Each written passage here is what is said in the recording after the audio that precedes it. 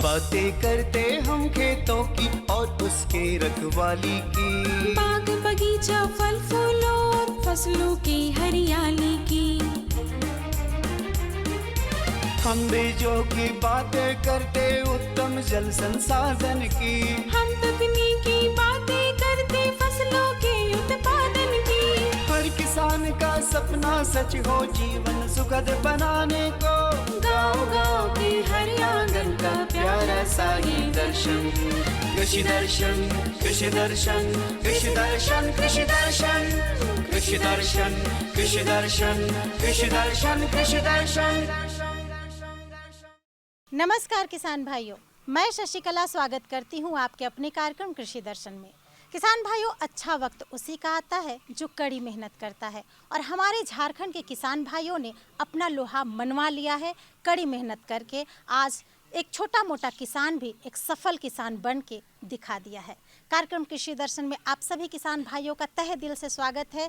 किसान भाइयों, कार्यक्रम की शुरुआत हो चुकी है। हर बार की तरह सबसे पहले आइए हम आपको दिखाते हैं कृषि समाचार। नमस्कार, कृषि समाचार में आपका स्वागत है। मैं हूं मृदुला। आइए देखते हैं आज कृषि समाचार में क्या है खास। वर्षा जल को तालाब में बांधकर रखने का करें प्रबंध। किसान धान की बुआई एरोबिक विधि से करें। मटर की खेती के लिए अनुशंसित प्रभेद में लगाएं DDR 23। अब समाचार विस्तार से। किसान भाई वर्षा के जल को तालाब में बांधकर रखने का प्रबंध करें, क्योंकि इस पानी से खरीफ फसल को सुखाड़ से जहां बचाया जा सकता है, वहीं रबी फसलों को बुआई के बाद आंशिक सिंचाई की जा सकती है। मौसम की अनिश्चितता को देखते हुए कृषि वैज्ञानिकों की सलाह है कि झारखंड में धान की सीधी बुआई यानी एरोबिक विधि से करें। संकर किस्म एरोबिक खेती के लिए उपयुक्त है। खेत में नमी होने पर जुताई कर बीज की बुआई करें। बुआई में 1 एकड़ में 10 किलोग्राम बीज की जरूरत होती है। किसान भाई, धान फसल को कीटों के प्रकोप से बचाना जरूरी है। मुख्य रूप से तना छेदक कीटों के नियंत्रण के लिए फूल बेंडामाइट दवा को 4 लीटर पानी में 1 ml दवा मिलाकर प्रति एकड़ की दर से छिड़काव करें। इससे तना छेदक कीटों पर नियंत्रण पाया जा सकता है। देखिए, कीट व्याधि तो जब हम धान लगाएंगे तो उसमें लगभग देखते हैं कि 107 प्रकार के कीटों का आक्रमण होता है, और उसमें जो मुख्य कीट हैं वो है, हम लोग तना छेदक की बात करते हैं। तो इसके लिए फुलबेंडामाइट जो दवा है उसका हम लोग जो है 4 लीटर पानी में 1 ml पर लीटर पानी के दर से अगर उसका छिड़काव करते हैं तो उससे हम कीटों का नियंत्रण कर सकते हैं। मटर की खेती से अधिकाधिक उत्पादन लेने के लिए 75 किलोग्राम बीज प्रति हेक्टेयर लगाएं। कतार से कतार की दूरी 30 सेंटीमीटर और बीज से बीज की दूरी 15 सेंटीमीटर रखें। बेहतर उत्पादन के लिए अनुशंसित प्रभेद में DDR 23, पूसा प्रभार, मालवीय, मटर 15 लगाएं। मटर की खेती के लिए खेत की तैयारी करते समय 2 से 3 बार देशी हल से खेत की अच्छी तरह जुताई करके पाटा चला दें। मटर की खेती मध्यम जमीन में करें, जहां पानी का जमाव नहीं होता है। किसान भाई खेत में मेड़ बनाने के लिए बंड फार्मर नामक कृषि यंत्र का प्रयोग कर सकते हैं। इसकी कार्यक्षमता अनुसार है। आज की विशेष जानकारी है मिर्च फसल के कीट नियंत्रण के बारे में। समेकित कीट प्रबंधन के तहत मिर्च फसल में कीट नियंत्रण के कई ऐसे उपाय हैं जो रासायनिक कीटनाशी से ज्यादा कारगर और ज्यादा फायदेमंद हैं। इन्हीं में से एक सरल उपाय है कि मिर्च फसल को हॉपर्स और सफ़ेद मक्खी कीटों से बचाने के लिए खेत में प्रति एकड़ की दर से 1 डेल्टा चिपचिपा ट्रैप लगाएं। ये कीट इससे चिपक कर मर जाएंगे। और अब एक नज़र राज्य के 5 प्रमुख शहरों के मौसम के मिजाज पर। आज राज्य के 5 प्रमुख नगरों के अधिकतम और न्यूनतम तापमान कुछ इस प्रकार दर्ज किए गए। रांची का अधिकतम तापमान 31 डिग्री सेल्सियस और न्यूनतम 24 डिग्री सेल्सियस। जमशेदपुर का अधिकतम तापमान 30 डिग्री सेल्सियस और न्यूनतम 26 डिग्री सेल्सियस। मेदिनीनगर का अधिकतम तापमान 33 डिग्री सेल्सियस और न्यूनतम 26 डिग्री सेल्सियस। देवघर का अधिकतम तापमान 33 डिग्री सेल्सियस और न्यूनतम 25 डिग्री सेल्सियस। धनबाद का अधिकतम तापमान 32 डिग्री सेल्सियस और न्यूनतम 25 डिग्री सेल्सियस रहा। कृषि समाचार में आज इतना ही। अगले दिन अगले अंक में फिर मुलाकात होगी कुछ ताज़ा तरीन खबरों के साथ। तब तक के लिए दीजिए इजाजत। नमस्कार, जोहार। अभी आपने देखा कृषि समाचार, मंडी भाव, साथ ही अगले 24 घंटे के अंदर मौसम के मिजाज को जाना।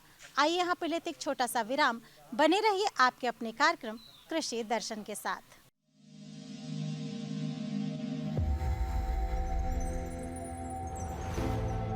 आत्मनिर्भर किसान भारत की शान। उत्पादन में आत्मनिर्भर होने के साथ साथ फसल की कटाई के उपरांत उपज की हानि को रोकने, ग्रामीण क्षेत्रों में रोजगार सृजन करने और बीज से बाजार तक के विजन को मजबूती देने के उद्देश्य से 1 वर्ष पूर्व माननीय प्रधानमंत्री श्री नरेंद्र मोदी जी ने एक महत्वाकांक्षी केंद्रीय योजना एग्रीकल्चर इंफ्रास्ट्रक्चर फंड की शुरुआत की। इस आधुनिक इंफ्रास्ट्रक्चर से कृषि आधारित उद्योग लगाने में एक बहुत बड़ा बदलाव आएगा और बहुत बड़ी गति आएगी। साथियों, अब हम उस स्थिति की तरफ बढ़ रहे हैं जहां गांव के कृषि उद्योगों से फूड आधारित उत्पाद शहर जाएंगे और यही तो आत्मनिर्भर भारत अभियान का संकल्प है।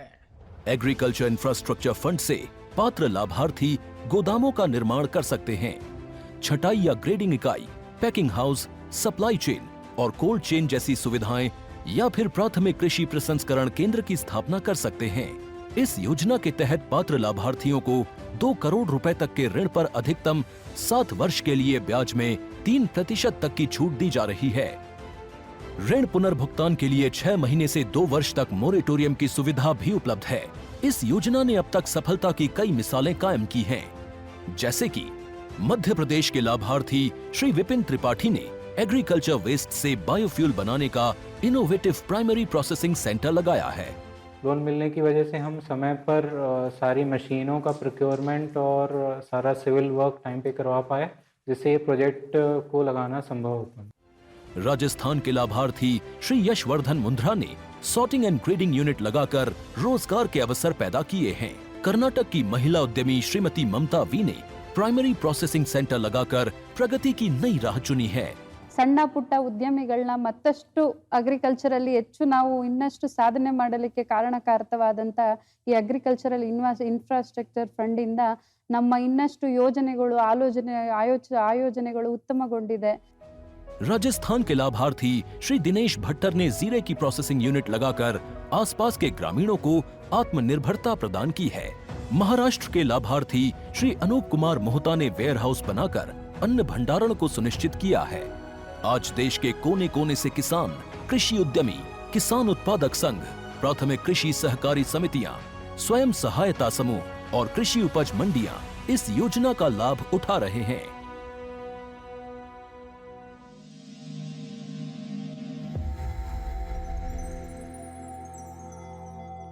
हमारे किसान भाई धान की फसल लगा चुके हैं, खरीफ धान की फसल। जी हाँ, हमारे किसान भाई जब धान की फसल लगा चुके हैं तो धान जब पौधा बड़ा होने लगता है तो अक्सर देखा जाता है कि धान के पौधे में कीट लग जाते हैं। तो क्यों ना हम इसकी तैयारी पहले ही से करें कि हमारे धान की फसल में कीट ना लगे, और किसी कारण बस अगर कीट लग जाते हैं तो उसका उपचार आप कैसे करेंगे, इसका प्रबंधन किस प्रकार करेंगे, जानने के लिए आइए सीधे चलते हैं विशेषज्ञ की ओर। किसान भाइयों, आज हम बात करेंगे कि धान फसल में कीट और रोग का प्रबंधन कैसे करें, क्योंकि किसान भाई अभी धान लगा रहे हैं और आने वाले समय में इस तरह की समस्याएं से उनको 2-4 होना पड़ेगा।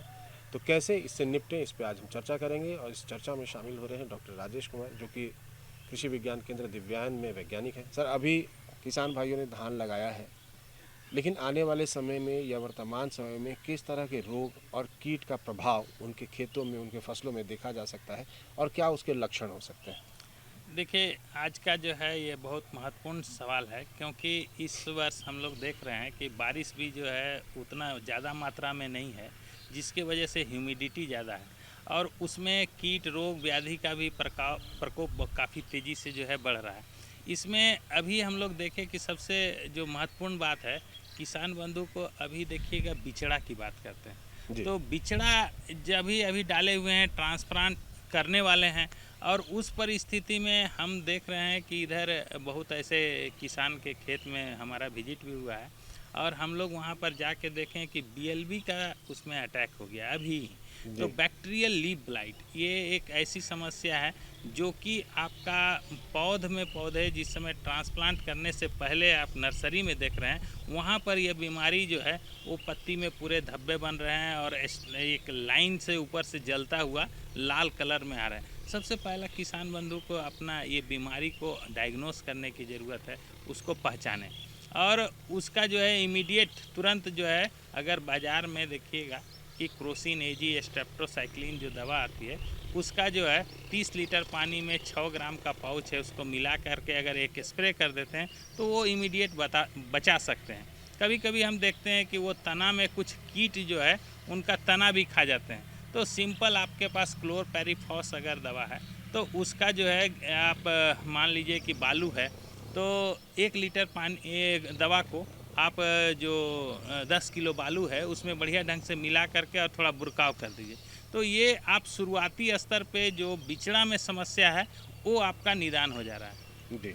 उसके बाद क्या समस्या है बिचड़ा का कि जो किसान बंधु जो है उसको ट्रांसप्लांट करने जाते हैं तो उसी समय जो तना छेदक है वो तना छेदक का अंडा जो है उसके टिप में यानी ऊपर में वो दे देता है और जैसे ही ट्रांसप्लांट करते हैं तो वो पौधा भी बढ़ता है लेकिन वो कीट जो है हैच करके और वहीं बना हुआ रहता है और कुछ देर के बाद जा कर के वो जो है पौधा में गाभा में उसका छेद करता है। तो वो क्या करना चाहिए किसान बंधु को अभी जब लगा रहे हैं, जब खेत उनका तैयारी हो गया तो लगाने से पहले ऊपर का लगभग 2 से 2.5 इंच को वह तोड़ करके और वहीं पानी में उसको दबा दें कि अगर बाय द वे अगर उसका अंडा दिया हुआ है तो वो अंडा वहाँ पर जो है वो नुकसान हो जाएगा, तो उसके खेतों में उसकी एक तना छेदक कीटों की बिचड़ा के टॉप को काट देना। हाँ, बिचड़ा के टॉप को काटना है। तो ये किसान बंधु जो है अभी इमीडिएट अगर हम कहें समेकित कीट प्रबंधन का तो ये काम वो किसान बंधु कर लें तो ये ज़्यादा जी। लेकिन अभी जिस तरह का जलवायु परिवर्तन है या जैसे आपने बात करी कि इस बार बारिश भी कम है और रोग का प्रभाव या कीट का प्रभाव भी ज़्यादा देखने को मिलेगा, तो किस तरह का जब ट्रांसप्लांट कर लेते हैं तो सावधानी रखें? देखिए किसान बंधु को जो है अभी क्या है कि हम जैसे बोले कि जब मौसम प्रतिकूल हो जाता है तो उसमें रोग बीमारी की भी संभावना बढ़ जाती है। तो किसान बंधु जब भी अगर मान लीजिए धान लगाते हैं तो धान लगाते हैं तो वो शुरुआती स्तर पे उनका अगर मैनेजमेंट है कि आप जो है अपना जो बंड है उसको साफ़ रखें। बंड में बहुत ऐसे जो मेड़ हैं उसमें छिपे हुए कीट रहते हैं और वो जो है जैसे ही फसल लग जाता है तो वहाँ शिफ्ट हो जाते हैं। एक तो ये काम करें। आपके पास जो है कोशिश करें हरी खाद अगर मान लीजिए ढैंचा है अजोला है तो उसका व्यवहार करते हैं ताकि लंबे समय तक मॉइस्चर बना हुआ रहे और वो धान के खेतों में जो है नमी बनी रहेगी तो अच्छा जो है उनको मतलब उत्पादन भी होने की संभावना है। दूसरा हम कर सकते हैं कि जगह जगह जो है वो बर्ड पिंचर जो है यानी एक चिड़िया बैठने के लिए वो लगा देते हैं। इससे पता चलता है कि आपके खेत में अगर चिड़िया वहाँ बैठ रही है इसका मतलब कोई ना कोई कीट है, इल्ली है, पिल्लू है, वो आकर के वो वहाँ पर नुकसान कर रहा है, उसको वह चुन करके खा रही है। तो इससे ये पता चल जाएगा। दूसरा हम लोग इसको कहते हैं कि आप चाहें तो येलो स्टिकर जो है इस पर लगा देते हैं। तो जगह जगह अगर आप येलो स्टिकी ट्रैप अगर इसमें लगा देंगे तो ये मॉनिटरिंग पर्पस से ये पता चलेगा कि कौन कौन से कीट कितनी संख्या में आपके खेत में आ रहे हैं और उसके बाद फिर हम लोग जो है कंट्रोल मेजर्स के लिए जो भी उसके लिए अनुशंसित जो है कीटनाशक दवा है, रस चूसने वाले कीटों के लिए अलग है, तनाछेदक काटने वाले के लिए अलग है, उसको कर सकते हैं। तीसरा जो है अगर किसान बंधु अगर चाहें तो इसमें जो है हम लोग बोलते हैं कि इसमें गंध फास्फंदा जो है उसको इंस्टॉल करने की बात है जी। यानी अगर मान लीजिए कि आपके खेत में अगर कोई कीट अगर आ रहा है तो वो उसका जो है जैसे तना छेदक कीट है, येलो स्टेम बोरर बोलते हैं, ये अगर आ रहा है तो ये पता चल जाता है। और यहाँ क्या है कि झारखंड में हम लोग देखें कि यहाँ पर जो पूरा का पूरा क्षेत्रफल है यहाँ संकर किस्म के धान को ज़्यादा लोग प्रेफर करते हैं और ज़्यादा लगाते हैं और उसमें ज़्यादा रोग बीमारी आता है बनस्पत जो है मतलब उन्नत किस्मों के। तो यहाँ पर वो कोई भी जो मल्टीनेशनल कंपनी है वो क्या करता है कि जो है मुख्य उसका उत्पादन का ही जो है फोकस रहता है कि उत्पादन ज़्यादा मिले, रोग बीमारी से उसका उतना ज़्यादा जो है कंसर्न नहीं रखता है। लेकिन किसान बंधु अगर सजग नहीं है तो वो क्या है कि उनको काफ़ी नुकसान होना पड़ता है इसके लिए। लेकिन अगर बात करें रोगों की, खड़ी फसलों में भी कई तरह के धान के खेत में रोग लग जाते हैं, वो किस तरह के होते हैं और क्या बचाव होना चाहिए? देखिए, कीट के लिए जो अभी तक हमने बात किया, ये 4-5 जो है उसमें अगर हम लोग देखें तो वह मेजर कीट हैं, उसी तरह 4-5 आपके मेजर रोग भी हैं। और ये रोग भी जो है लगभग हम लोग देखते हैं कि 25 से 30% के आसपास फसलों को नुकसान पहुंचाते हैं। तो इसमें हम लोग देखते हैं, जो ऐसा मैंने अभी शुरू में बताया था BLB, ये झारखंड का सबसे बड़ा समस्या है, बैक्टीरियल लीफ ब्लाइट। इसमें आपका पूरा का पूरा जो है वो पौधा देखने में शुरुआती अवस्था में स्ट्रेप लाल नज़र आता है और पीला होकर के लाल हो जाता है और पूरा तेज़ी से बढ़ जाएगा। एक ये समस्या देखते हैं। क्या इसका कारण क्या होता है? इसका जीवाणु जो मुख्य है बैक्टीरिया, जैसे आपका जो भी ह्यूमिडिटी देख रहे हैं, वातावरण देख रहे हैं, तो ये क्या है, बैक्टीरिया को फैलने के लिए, जीवाणु को फैलने के लिए अनुकूल है। और बहुत तेज़ी से जीवाणु इतना तेज़ी से फैलता है कि आप समझ नहीं पाएंगे, 2 से 3 दिन में पूरे के पूरे खेत में ये आपका धान शुरू में हल्का सा पीला और फिर लाल नज़र आने लगेगा। और किसान भाई उस समय बहुत बेचैन हो जाते हैं कि अब हमारा खेत में इसको कैसे बचाएंगे। तो यही उसको है अवेयरनेस, जागरूक है कि BLB से अगर बचा लिए तो लगभग आप अपना फसल को सुरक्षा दे सकते हैं। इसके अलावा हम लोग देखते हैं ब्लास्ट की बात करते हैं, नेक ब्लाइट की बात करते हैं। तो ब्लास्ट जो है यहाँ पर बहुत ज़्यादा जो है समस्या है। तो ब्लास्ट के लिए भी अगर है तो हिनोसान वगैरह जो दवा है उसका 2 ml पर लीटर पानी में घोल बना के उसका छिड़काव करते हैं, काफ़ी अच्छा है। चाहे आपका देखते हैं नेक ब्लाइट है, जहाँ से अगर मान लीजिए नेक है, जहाँ से उसका गाभा बन रहा है और थोड़ा सा ऊपर से जहाँ से पत्ती का निकलता है वहाँ से वो झुक जाता है, सूख जाता है। तो उसमें जो है हम लोग हेक्साकोनाजोल जो है उसका 1 ml पर लीटर पानी में घोल बना के उसका छिड़काव करते हैं। तो ये क्या है कि बीमारी आपके पास अगर आ गया तो बीमारी आ गया, उससे पहले अगर हम लोग उसको रेगुलर एक फंजीसाइड वगैरह जो है आपके पास है उसका अगर छिड़काव करें तो कीट और रोग बीमारी से आप बचा सकते हैं। इसके लिए मॉनिटरिंग भी करना ज़रूरी है। आप अपने फसल के पास हमेशा जाएं, देखें कि कौन सा बीमारी है, उसका सही डायग्नोस करें और उसके अनुरूप उसमें कोई भी नियंत्रण की प्रक्रिया को अपनाएं तो ज़्यादा किसान भाई को लाभ मिले। और सर ये भी होना चाहिए कि जो वैज्ञानिकों द्वारा अनुशंसित रोग रोधी किस्में हैं उनको भी प्रयोग में जरूर लाएं। बिल्कुल। तो इसके लिए जो है देखिए, शुरुआती स्तर पे हम लोग ये तो बोलते हैं कि संकर किस्म का जो है बहुत ज़रूरत ना हो तो उसका चयन न करें, और उन्नतशील अगर प्रजाति जो वैसे हैं जो इस क्षेत्र के लिए रोग रोधी हैं, कीट रोधी हैं, अगर उनका चयन करते हैं तो उसको ज़्यादा बेहतर इसमें परिणाम और लाभ मिलता है। जी, तो किसान भाइयों, देखा आपने कि हमारे विशेषज्ञ ने आपको काफ़ी अच्छे और बेहतर ढंग से बताया कि धान की फसलों में जो कीट और रोग का प्रकोप हो जाता है उससे अपने फसलों को कैसे बचाएं, और उम्मीद करते हैं कि इस जानकारी का आपको लाभ मिला होगा। सर, आप हमारे कार्यक्रम में आए, हमारे किसान भाइयों से जुड़े और इतनी अच्छी और महत्वपूर्ण जानकारी दी, इसके लिए आपका बहुत बहुत धन्यवाद। किसान भाइयों, इस बार देखा जा रहा है कि मानसून की विलंबता की स्थिति बहुत तेज बढ़ती जा रही है। हमारे किसान भाई त्राहिमाम कर रहे हैं कि धान की रोपाई नहीं कर पा रहे हैं। किसान भाइयों, निचली ज़मीन में अगर आप धान की खेती नहीं कर पा रहे हैं तो ऐसी स्थिति में आप दलहनी फसल लगाएं। जी हाँ, अगर आप दलहनी फसल लगाते हैं किसान भाइयों तो आपको अधिक से अधिक मुनाफा मिल सकता है। तो आइए हमारे विशेषज्ञ से जानते हैं कि मानसून की विलंबता की स्थिति में आप दलहनी फसलों की खेती कैसे कर सकते हैं। किसान भाइयों, आज हम बात करेंगे मानसून की विलंबता से दलहनी फसलों की संभावनाएं, और इस विषय पर जानकारी देने के लिए आज हमारे साथ है कृषि विज्ञान केंद्र दिव्यांग की विशेषज्ञ डॉक्टर नेहा राजन। मैडम, जैसा कि अभी हम लोग देख रहे हैं कि झारखंड में मानसून की स्थिति बहुत ही दयनीय है, यहाँ बारिश नहीं के बराबर हुई। तो ऐसे परिस्थिति में हमारे किसान भाई दलहनी फसल लगाकर कैसे मुनाफा ले सकते हैं? जैसा कि आप बोल रहे हैं या हम लोग भी देख रहे हैं कि झारखंड प्रदेश में अभी मानसून काफ़ी कमज़ोर पड़ गई है, और इस अगर रांची ज़िले की बात करें तो औसत बारिश से लगभग 43% कम बारिश यहाँ पे अभी तक आंकी गई है। तो ऐसे सिचुएशन में जो भी खरीफ की फसलें हैं, चाहे वो दलहनी हो, तिलहनी हो या धान की फसलें हो, ये सारी की जो रोपाई है या बुआई हो काफ़ी प्रभावित हुई है। खासकर धान की रोपाई पे काफ़ी ज़्यादा बुरा असर पड़ा है। तो ऐसी स्थिति में किसान भाइयों से मेरा यह निवेदन है कि अभी चूँकि अब समय धीरे धीरे निकलता जा रहा है, तो धान के पर ध्यान केंद्रित ना करते हुए दलहनी तिलहनी एवं सब्जी फसल पर आप ज़्यादा से ज़्यादा जोर दें, ताकि धान से जो आपको नुकसान हो रहा है उसका भरपाई आप इन फसलों से पूरी करें। और अगर हम लोग दलहनी तिलहनी या सब्जी फसलों की बात करेंगे तो मुख्यतः ये चूँकि कम बारिश में होने वाली फसलें हैं, तो इनको हम लोग टाण 1 नंबर या 2-3 नंबर में खेती करेंगे। अब जो बात है कि दलहनी में क्या क्या हम लोग ले सकते हैं, तो सबसे पहले हम 2-3 की बात करते हैं। 2-3 में अभी के समय अरहर की बुआई की जा सकती है और ये बुआई 15 अगस्त तक आप बहुत आराम से कर सकते हैं, कोई दिक्कत नहीं होगी।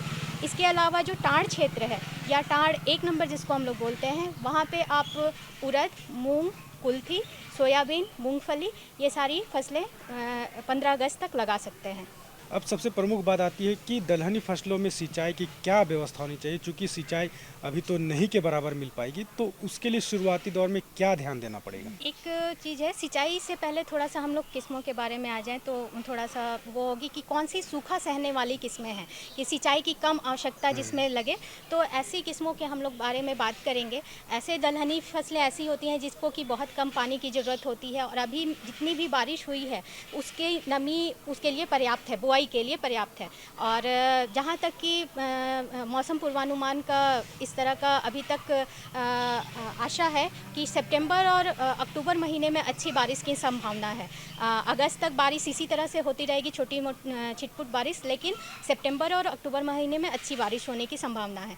तो उस कंडीशन में हम लोग अगर देखते हैं तो जैसे अरहर की बात करें, 3 नंबर में आपको अरहर लगाना है। और सिंचाई को चूँकि सिंचाई प्रबंधन की बात करें तो हम लोग अरहर इस समय रीज और फरो बनाकर, मतलब कि मेड़ और गहरी नाली बनाकर खेती करें। जो हम लोग डायरेक्ट बुनकर बुआई करते हैं उस तरह से नहीं करके अभी की जो स्थिति है उसमें हम लोग रीज और फरो या मेड़ या नाली बनाकर अरहर की बुआई करेंगे। और इसके लिए जो किस्में अनुशंसित की गई हैं, चूँकि अभी समय अब लेट हो रहा है तो आप अगेती जो किस्में होती हैं उसको हम लोग नहीं इस्तेमाल करेंगे, क्योंकि उसका जो रोपाई का समय होता है या बुआई का समय होता है वो जून होता है और अभी जुलाई या अगस्त में हम लोग बुआई की बात कर रहे हैं। तो ऐसे समय में जो किस्में लगेंगी अरहर में वो मध्यम अवधि की किस्में होंगी और देर से पकने वाली किस्में होंगी।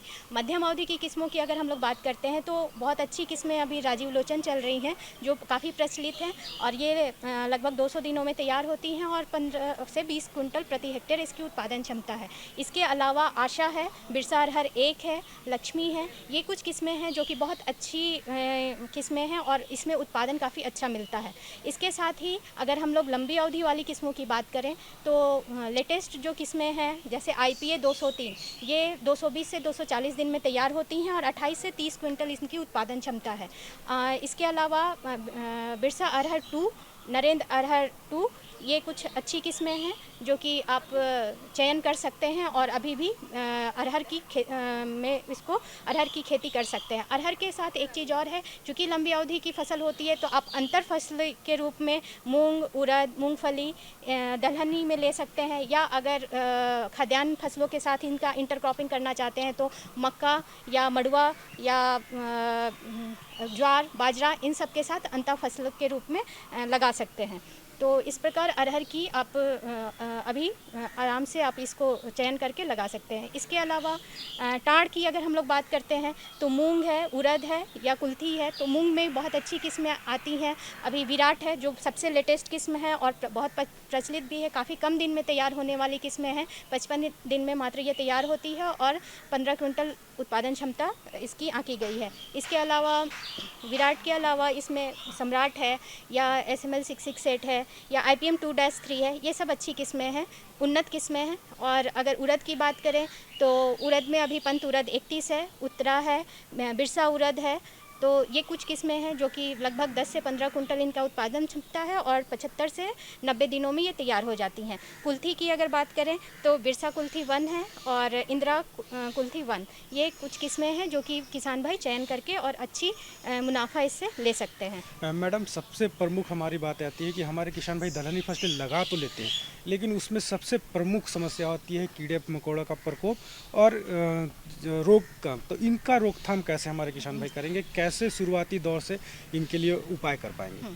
अभी चूँकि हम लोग बुआई की बात कर रहे हैं तो बुआई के समय से चूँकि बीज उपचार इसमें बहुत ज़रूरी हो जाता है। दलहन फसल हम लोग बात कर रहे हैं दलहन फसल की, तो बीजोपचार आप इसका एक मेथड होता है जिसको हम लोग FIR सिस्टम बोलते हैं। FIR में F का मतलब फंगीसाइड होता है, I का मतलब इंसेक्टिसाइड और R का मतलब राइजोबियम। फंगीसाइड यानी फफूंदनाशी, किसी भी आप फफूंदनाशी से जो भी दलहन फसलें हैं उनका सबसे पहले उपचार करते हैं, जिससे कि जो बीज जनित और बीज जनित और मृदा जनित रोग है उससे आप अपनी फसलों को बचा सकते हैं। तो फंगीसाइड में या तो कार्बेंडाजिम का उपयोग कर सकते हैं या अभी एक लेटेस्ट दवा चल रही है नाटिवो, 1 ग्राम प्रति kg बीज की दर से इसको मिलाकर उपचारित कर सकते हैं। इसके अलावा अगर हम लोग इंसेक्टिसाइड की बात करते हैं तो इसमें क्लोरोपाइरीफॉस से हम लोग बीज को उपचारित करते हैं, ये भी 1 ग्राम प्रति kg बीज की दर से। तीसरी राइजोबियम से उपचारित करते हैं, चूँकि ये दलहनी वर्ग का पौधा है तो राइजोबियम जीवाणु जो खाद आता है उससे भी इसको उपचारित करना है।